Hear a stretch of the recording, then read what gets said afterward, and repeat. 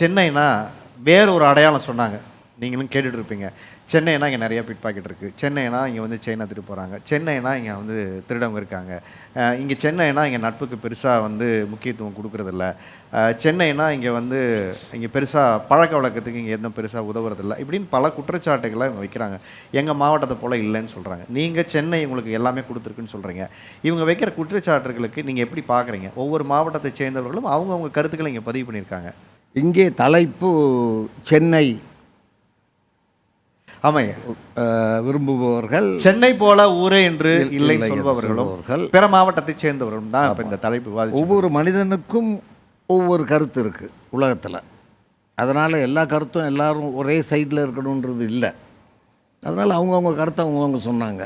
ஆனால் இந்த தலைப்பு எனக்குள் எழுப்பிய கேள்வியை பார்த்தா நான் பதில் சொல்லி தான் ஆகணும்.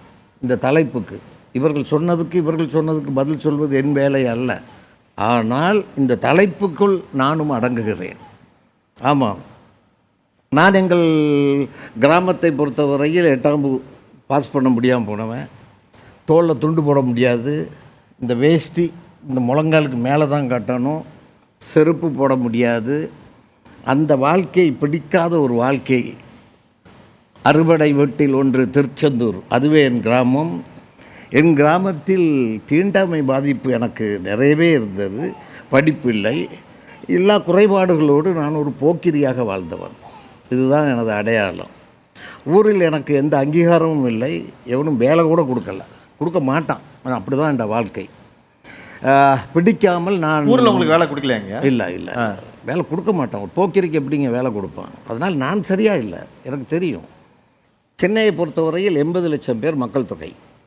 அதில் 40 லட்சம் மக்கள் தான் இந்த காரில் போகிறது, பங்களாவில் இருக்கிறது, ஹோட்டல், இந்த வெளிச்சத்தில் வாழ்பவர்கள் அத்தனை பேரும் மத்திய வர்க்கம், அதற்கு மேல்மட்டம். இவர்கள் 40 லட்சம் பேர். இந்த 40 லட்சம் பேரும் இந்த நகரத்தில் சொகுசாக வாழ்வதற்கு, இந்த நகரத்துக்கு கீழே 40 லட்சம் பேர் நரகத்தில் வாழ்ந்து கொண்டிருக்கிறார்கள். 1200 சேரிகள், காலனிகள், மீனவர் குப்பங்கள், இதிலெல்லாம் 40 லட்சம் ஏழைகள் இந்த நகரில் உள்ளவர்களை வாழ வைப்பதற்காக வாழ்ந்து கொண்டிருக்கிறார்கள். சுண்ணாம்பு அடிப்பாங்க, பஞ்சர் போடுவாங்க, ஆட்டோ ஓட்டுவாங்க. இவங்கெல்லாம் இது கீழே இருக்காங்க. இதற்கும் கீழே உள்ளவர்களை நான் அறிவேன். ஏனென்றால் நான் 10 வருட காலம் இவர்களை பற்றி அரசு சொன்னதன் பேரில் 10 வருட காலம் வெளிச்சத்தின் மறுபக்கம் என்னும் நிகழ்வை பொதிகையில் நிகழ்த்தியவன் நான்.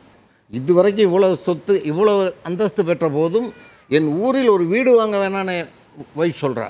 ஏன்னா எனக்கு மனைவி சொல்ல மந்திரம். ஊரில் வீடு வாங்க வேணாங்கிறாங்க. ஆமாம், வீடு வாங்கினா பக்கத்து வீடு என் சொந்தக்காரன் அண்ணன் தம்பிகளுக்குள்ளே இந்த வெள்ளை அடிக்கிறதுலேயே சண்டை வரும். ஒத்துமை இருக்காது. எந்த கிராமத்தில் எந்த அண்ணன் தம்பி குடும்பத்தில் அபூர்வமாக 1 இருக்கலாம், இல்லை 2 இருக்கலாம். முழுக்க சண்டை, பிரிவு, ஒற்றுமையின்மை, இதுதான் அந்த குடும்ப வழக்கம். பேசிக்க மாட்டானுங்க, செத்து போனால் கூட வர மாட்டானுங்க. ஆகவே எவ்வளோ ஒரு மனித குலம் அநாகரிகமாக வாழ முடியுமோ அப்படியான வாழ்க்கையை வாழ்வது தான் கிராமம். ஆகவே கிராமத்தை விட்டு வெளியேறுங்கள். ஆகவே அங்கிருந்து தப்பி ஓடி வந்தவர்கள் எல்லாம் புத்திசாலிகள். அது சந்தோஷம் அண்ணாச்சியாக இருக்கட்டும், நானாக இருக்கட்டும், சந்தோஷம் அண்ணாச்சியாக இருக்கட்டும், நிறைய பேர், ஆயிரக்கணக்கானவர்கள் நாங்கள் உயர்ந்திருக்கிறோம்.